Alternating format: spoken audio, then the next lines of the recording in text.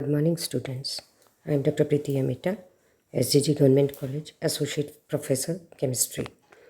BSc second year inorganic chemistry paper first का ये next video है, वीडियो 18। इसमें पहले अपन ने पढ़े थे दो तरह के डायग्राम से रेडॉक्स रिएक्शंस, अपना चैप्टर चल रहा है ऑक्सीकरण अपचयन। इसमें अपन ने पहले पढ़ लिया है फ्रूस्ट डायग्राम, और आज अपन पढ़ेंगे पॉरबैक्स डायग्राम। पॉरबैक्स डायग्राम क्या है? फ्रूस्ट डायग्राम की जो थोड़ी सी खामियां थी, उसमें जो कमियां थी, उसमें अपन जो नहीं देख पा रहे थे वो पॉरबैक्स में और क्लियर आउट करने की कोशिश की गई है। देखिए, आपको इस स्लाइड में दिखाई दे रहा है एक डायग्राम बना हुआ है, ग्राफिकल डायग्राम है। और ये मैंगनीज़ जो कंपाउंड होता है, मैंगनीज एलिमेंट होता है, उसकी बहुत सारी जो स्टेट्स होती है, स्पीशीज़ होती हैं, उसके लिए ये डायग्राम बनाया हुआ है। फ्रूस्ट चित्र में अपन ने क्या देखा था कि ऑक्सीकरण अवस्थाओं के ऊष्मागतिकीय स्थायित्व तो बहुत सही दिखते थे ग्राफ में, नीचे जो बेस्ट स्टेबल है और इस तरह से, और अम्लीय और क्षारीय माध्यम का भी क्लैरिफिकेशन था। पर ऊष्मागतिकीय की मतलब स्थायी प्रजाति को किसी विशिष्ट ई तथा पीएच पर पहचान सकें, उसके लिए पॉरबैक्स सही है कि इस इलेक्ट्रोड पोटेंशियल और इस पीएच पर ये वाली स्पीशीज़ ज़्यादा स्टेबल होगी। मैंगनीज़ की जितनी भी स्पीशीज़ हैं उसका पीएच और E0, तो अपने को यदि कोई स्पीशीज़ चाहिए, MnOH हाइड्रोक्साइड है, MnOH का होल ट्वाइस, उसको यदि अपने को रिएक्शन मिक्सचर में स्टेबल रखना है तो अपन उस पीएच पे रख देंगे। कौन सा अपने को मीडियम रखना है, कितना उसका इलेक्ट्रोड पोटेंशियल होना चाहिए। तो इस तरह से रिएक्शन को थोड़ा सा कंट्रोल करने के लिए अपन ये वाले पॉरबैक्स डायग्राम जो है वो बहुत ज़्यादा काम आता है। पॉरबैक्स डायग्राम, ये एक फ्रेंच साइंटिस्ट थे एम पॉरबैक्स, इन्होंने एक ग्राफ खींचा था। उसके बाद में इन्हें E0 पीएच ग्राफ भी कहा गया। पूर्ण प्रभाविता क्षेत्र यानी कि प्रीडोमिनेंस एरिया इसलिए कहा गया कि ग्राफ में जो एरिया है वो किस स्पीशीज़ के लिए डोमिनेटिंग रहेगा, वहाँ पर वो ज़्यादा प्रभावी रहेगी। इस वजह से ये इसमें ग्राफ में क्लैरिफिकेशन दिया गया है थोड़ा सा, इस वजह से इसको प्रीडोमिनेंस एरिया चित्र भी कहा जाता है। अब देखिए, ऊष्मागतिकीय स्थायी मैंगनीज प्रजाति का मानक इलेक्ट्रोड विभव E0 तथा पीएच को फलन के रूप में दर्शा रहा है। ये आप ग्राफ जब देखेंगे तो इसमें आपको दिखाई दे रहा है कि नीचे एक्स एक्सिस पे तो पीएच ले रखी है और वाई एक्सिस पे इलेक्ट्रॉन E0 लिया हुआ है, जो कि वोल्ट उसकी मतलब वो है यूनिट है। और नीचे से आप यदि स्टार्टिंग पॉइंट से देखिए, पीएच को तो 0 से स्टार्ट करके 2, 4, 6, 8, 10, 12, 14 यहाँ तक लिया हुआ है। और जो इलेक्ट्रॉन वोल्ट है, इलेक्ट्रोड पोटेंशियल, वो -1.6 से ले करके चलते जाते 0 तक, एंड 0 के ऊपर की तरफ +1.2 तक है। 1.2 के ऊपर का भी वैल्यू है इसमें, एक दो लाइनें दी हुई हैं, पर ये अंडरस्टूड है कि इसके ऊपर हो जाएगा। इस तरह से इस ग्राफ में एक्स और वाई एक्सेस ले लिए जाते हैं। ये पूरा मैंगनीज सिस्टम के लिए पॉरबैक्स डायग्राम है, मैंगनीज की जितनी भी स्पीशीज़ हैं उसके लिए। अब इसमें क्या हो रहा है कि इस ग्राफ में को यदि अपन वैसे स्टडी करें तो इस ग्राफ के ऊपरी भाग जो है उसमें धनात्मक विभव की ओर पाई जाती हैं। जितनी भी इसकी ऑक्सीकरण प्रजातियां हैं, ऊपरी भाग में क्या पाई जाएंगी? सारी ऑक्सीकारक प्रजातियां। ऊपरी भाग मतलब जहाँ पर क्या चीज़ है? धनात्मक पोटेंशियल है, 0 से ऊपर जो इलेक्ट्रोड पोटेंशियल है वहाँ पर ऑक्सीकारक प्रजातियाँ पाई जाती हैं। जबकि नीचे की तरफ 0 से या नेगेटिव साइड में ज़्यादातर अपचायक प्रजातियाँ पाई जाती हैं। जैसे मैंगनीज धातु चित्र के नीचे भाग की ओर है और ऋणात्मक विभव की ओर पाई जाती है। इसी तरह क्षारीय प्रजातियाँ दाईं ओर मिलेंगी आपको। अपन ग्राफ में वापस देख लेते हैं, क्षारीय प्रजातियाँ दाईं ओर मिलेंगी, जैसे MnO4-2, Mn2O3, MnOH whole twice, ये क्षारीय प्रजातियाँ हो गई। और जो अम्लीय प्रजातियाँ होती हैं वो बाईं ओर पाई जाएंगी, MnO2 है, Mn+ है। इस तरह से अपन इस ग्राफ को डिफाइन करते हैं। अलग अलग पीएच पे अलग अलग इलेक्ट्रोड पोटेंशियल पे रिएक्शन कराई जाती है। कभी उसमें पानी मिला के अम्लीय माध्यम करते हैं, कभी उसमें बेस मिला करके क्षारीय माध्यम करते हैं, और इस तरह से अलग अलग उस पर उसका इलेक्ट्रोड पोटेंशियल निकाला जाता है। और इस इलेक्ट्रोड पोटेंशियल और सॉल्यूशन की पीएच को देख करके ये ग्राफ बनाया गया। इस ग्राफ में आपको एक वर्टिकल लाइन दिखाई दे रही है, सीधी लाइन बीचों बीच, जिसमें लेफ्ट में तो Mn+2 लिखा है, राइट में मैंगनीज हाइड्रोक्साइड OH का होल ट्वाइस लिखा हुआ है। इस वर्टिकल लाइन का क्या मतलब होता है कि Mn+2 और MnOH होल ट्वाइस, इन दोनों के बीच में ये जो pH है 8 से जस्ट थोड़ी सी पहले, इस pH पे दोनों में इक्विलिब्रियम रहता है। जब इलेक्ट्रोड पोटेंशियल की वैल्यू -1.2, pH 7 पॉइंट समथिंग है, जो मैं अभी आपको समझाऊंगी, 7.65 लगभग है, ये इतनी रहती है, तब से इसमें इक्विलिब्रियम चालू होता है। और E0 की वैल्यू ये करीबन 1 के आसपास पहुंचती है, तब तक इसी pH के ऊपर दोनों का साम्यावस्था रहती है। तो वर्टिकल लाइन इस प्रकार के ग्राफ्स में क्या शो करती है कि इसके दोनों तरफ जो स्पीशीज़ हैं उनमें साम्यावस्था रहती है। अब देखिए, अपन इक्वेशन से थोड़ा सा देख लेते हैं। Mn+2 जलीय, आपको इसमें एक इक्वेशन दिखाई दे रही है, Mn+2 जलीय +2OH हाइड्रोक्साइड, इसमें MnOH2 ठोस, इसका KSP मतलब सॉल्युबिलिटी प्रोडक्ट, विलयता गुणनफल का जो साम्य है 2 × 10⁻³ है, यानी कि मैंगनीज 2 की मानक सांद्रता 1 मोल पर लीटर होगी। इसमें क्या देखिए, KSP मैंगनीज और OH, यानी कि मैंगनीज में अपन क्या करते हैं, एक क्षार मिलाते चले जाते हैं जलीय सॉल्यूशन में, तो OH इन दोनों का साम्य यदि देखा जाए KSP तो 4.4 × 10⁻⁷ और pH जो है 7.65 होगा। तो इस pH के ऊपर मैंगनीज धातु हाइड्रोक्साइड के रूप में ही रहेगी। ग्राफ की तरफ चलिए आप वापस। इस pH के ऊपर 7.65 के ऊपर यदि अपन pH ले जाएंगे तो वर्टिकल लाइन जो सीधी रेखा है, सीधी खड़ी रेखा है, इसके राइट साइड में आप देखिए मैंगनीज हाइड्रोक्साइड आपको दिखाई दे रहा है।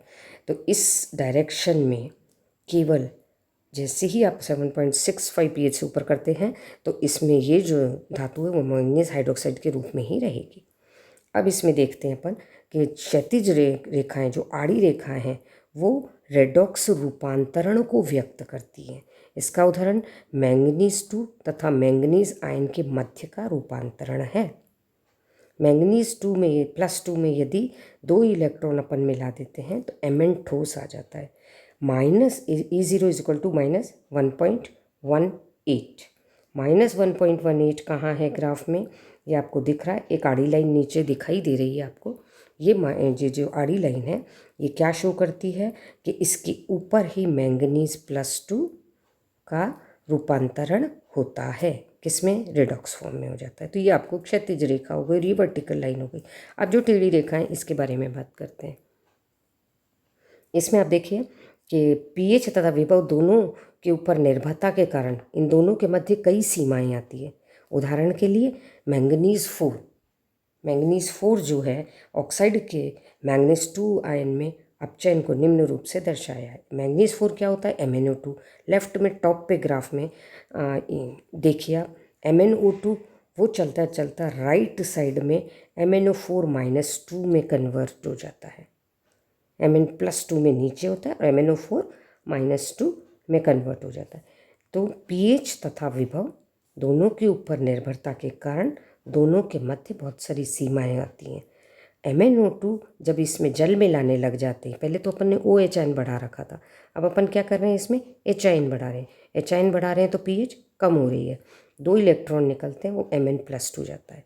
तो जैसे जैसे आप pH बढ़ाते जाएंगे, यानी हाइड्रोजन आयन कंसंट्रेशन बढ़ाते जाएंगे तो pH कम होगी।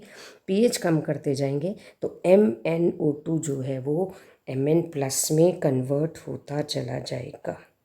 इसी तरह से इन दो अवस्थाओं के मध्य सीमा आलेखित करने के लिए कि दो अवस्थाओं में सीमा कहाँ आनी चाहिए, लिमिट कहाँ आनी चाहिए, इस लिमिट के लिए अपन नर्न्स इक्वेशन काम में लेते हैं। E G equal to E zero R T upon N minus R T upon N F L N M N plus और दिस। तो ई जीरो आर टी वगैरह इन सब के मान जब एम एन में रख करके सांद्रता 1 मोल पर लीटर मान करके log 10 to the power log 10 base में परिवर्तित करते हैं तो ई जीरो इसका आता है 1.23 वोल्ट माइनस 0.188 पीएच। ये पीएच, इस पीएच पर पीएच के भिन्न मानों को रखने पर संगत ई जीरो के मानों की गणना जब करते हैं तो पॉरबेक्स चित्र में सीमा रेखाओं का निर्माण कर सकते हैं। अब नेक्स्ट में देखिए, चित्र में जो शेडेड रेखाएं दर्शाई गई हैं, चित्र में आपको दिख रहा है दो डार्क लाइंस। ये जो दो डार्क लाइंस दिख रही हैं आपको, एक ऊपर और एक नीचे, ये शेडेड रेखाएं जो दर्शाई गई है, ये शेडेड रेखाएं, ऊपर वाली रेखा जल के ऑक्सीकरण को निरूपित करती है, यानी कि उसमें 2H प्लस हाइड्रोजन, जैसे अपन जल डालते हैं तो 2 इलेक्ट्रॉन निकल करके H2O इसमें बन जाएगा, यानी कि 1 प्लस 1.23 वोल्ट। जबकि नीचे वाली रेखा जल को हाइड्रोजन गैस में अपचयित करती है, H2O, तो इसमें हाइड्रोजन गैस निकलती है, ऊपर जल बनता है और नीचे की तरफ H2 बनता है, प्लस OH आयन आ जाता है। तो E0 is equal to minus 0.83। H ion की सांद्रता 1 मोल लीटर लेने पर इस प्रकार प्रदर्शित होगा। एच आयन में इलेक्ट्रॉन निकल कर के वाटर, इलेक्ट्रॉन मिल के वाटर बनता है, ये 0.0 वोल्ट पे होता है। अतः दोनों लाइनें ये बताती हैं कि जलीय विलयन में अभिक्रिया इन दो सीमाओं के मध्य ही संभव है। उच्च विभव पर जल का ऑक्सीकरण हो जाएगा और निम्न विभव पर उसका अपचयन हो जाएगा। केवल जलीय विलयन में अपन कहाँ कहाँ करा सकते हैं, प्लस देखिए ग्राफ में आपको एक बार और दिखा देती हूँ कि ये जो दो डार्क लाइन है, तो जो जल वाला सॉल्यूशन, जल वाले में जलीय रिएक्शन जो होती है वो किन किन के बीच में हो रही है, देखिए आप दो इसमें दे रखी हैं, दो वैल्यूज़ दे रखी हैं, प्लस 1.23 वोल्ट से लेकर के माइनस 0.83। इन दो वैल्यूज़ के बीच में ही अपन जलीय रिएक्शन करा सकते हैं जल माध्यम में। अदरवाइज़ यदि अपन ऊपर की तरफ रिएक्शन जाएंगे, थोड़ा सा ज़्यादा कर देते हैं इसका इलेक्ट्रॉन वोल्ट, तो कि जल जाता है, तो क्या हो जाता है, उसका ऑक्सीकरण हो जाएगा और निम्न विभव आ जाएगा तो अपचयन हो जाएगा। अतः देख सकते हैं कि परमैंगनेट आयन जलीय विलयन की सीमा के बाहर है। ऊपर देखो क्या दिख रहा है आपको, परमैंगनेट आयन। अभी तक परमैंगनेट आयन का जलीय विलयन में अस्तित्व है, नीचे तो जलीय विलयन में परमैंगनेट आयन पाया जा रहा है, लेकिन जैसे ही आप ऊपर की तरफ जाते हैं तो परमैंगनेट आयन चेंज हो जाता है। वो क्या हो जाएगा, उसका स्थायित्व नहीं रहेगा। यद्यपि परमैंगनेट आयन ऊष्मागतिकी रूप से जलीय विलयन में अस्थायी होता है, परंतु उच्च सक्रियण ऊर्जा अवरोध उसको बलगतिकी स्थायित्व देते हैं। नीचे तो परमैंगनेट आयन ठीक होता है, लेकिन जैसे जैसे आप उच्च इलेक्ट्रोड विभव लेते हैं तो परमैंगनेट आयन अस्थायी होना चाहिए। लेकिन अपन यहाँ ऊष्मागतिकी के साथ साथ जहाँ अपन ने सॉल्युबिलिटी प्रोडक्ट के यानी कि बलगतिकी भी देखा था, तो उच्च इलेक्ट्रोड विभव कर बलगतिकी रूप में वो स्थायी पाया जाता है। अतः परमैंगनेट आयन जलीय विलयन में उच्च वाले सक्रियण ऊर्जा पर भी क्या होगा, स्थायित्व हो जाएगा। फिर भी यदि परमैंगनेट आयन लंबे समय तक स्थायी नहीं रहता है तथा किसी उत्प्रेरक की उपस्थिति में तीव्रता से अपघटित हो जाएगा। चित्र में मैग्नेट आयन MnO4 चित्र में MnO4 उच्च पीएच पर बिल्कुल छोटे से क्षेत्र में जल की सीमा के बाहर आपको दिख रहा है। पतली सी एक लाइन दिखाई दे रही है और उसमें आपको MnO4 जरा से एरिया में दिखाई दे रहा है। उसको थोड़ा सा आप जाएंगे तो MnO दूसरा मतलब MnO2 -4 -2 -1 में चेंज हो रहा है, MnO4 माइनस में चेंज हो रहा है।